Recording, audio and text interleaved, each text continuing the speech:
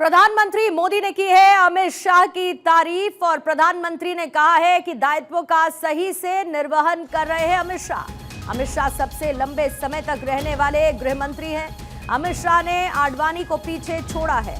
Longest serving union home minister के तौर पर अमित शाह ने यह रिकॉर्ड अपने नाम किया है, जिसके बाद प्रधानमंत्री की तरफ से तारीफ की गई, जिसमें लालकृष्ण आडवाणी को भी अमित शाह ने इस रिकॉर्ड के साथ पीछे छोड़ दिया है।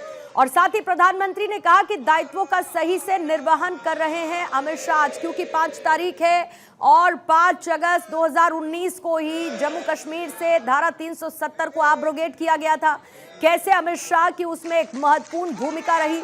नक्सलवाद को लेकर 30 मार्च 2026 तक की डेडलाइन वाले गृहमंत्री अमित शाह ही हैं, जो लगातार छत्तीसगढ़ और साथ ही बाकी नक्सल प्रभावित इलाकों में नक्सलवाद का खात्मा करने के लिए लगातार बैठकें करते हुए नजर आए। और इसके साथ ही नक्सलियों को मुख्य धारा में लाने के लिए होम मिनिस्ट्री की तरफ से लगातार प्रयास किए गए हैं। गृहमंत्री के तौर पर अपनी जिम्मेदारी संभालने के साथ ही होम मिनिस्ट्री को और होम मिनिस्ट्री के कार्यों को आगे अमित शाह बढ़ाते हुए नजर आए। और इसी के साथ ये रिकॉर्ड भी उन्होंने अपने नाम कर लिया है, जिसमें सबसे लंबे समय तक यूनियन होम मिनिस्टर के तौर पर जिम्मेदारी संभाल चुके हैं अब तक गृहमंत्री अमित शाह। किस तरीके से 30 मई 2019 को केंद्रीय गृह मंत्री के रूप में उन्होंने पदभार संभाला।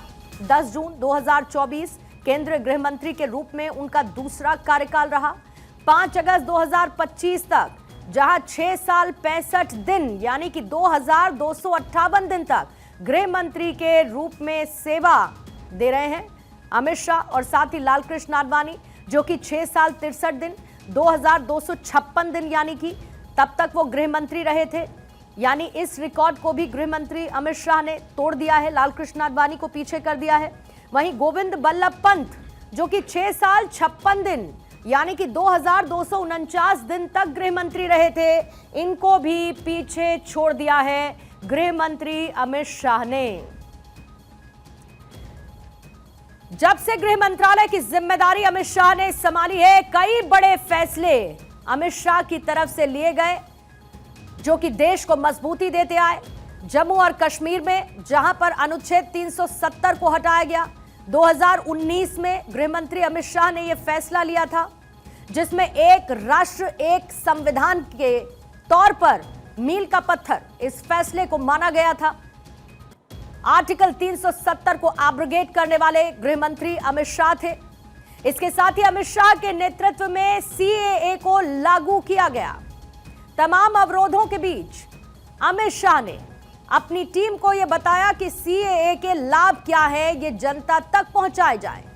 और अमित शाह के नेतृत्व में ही सीएए को लागू किया गया। इसके साथ ही सहकारी समितियों के लिए अलग से मंत्रालय का गठन करने वाले भी गृह मंत्री अमित शाह हैं।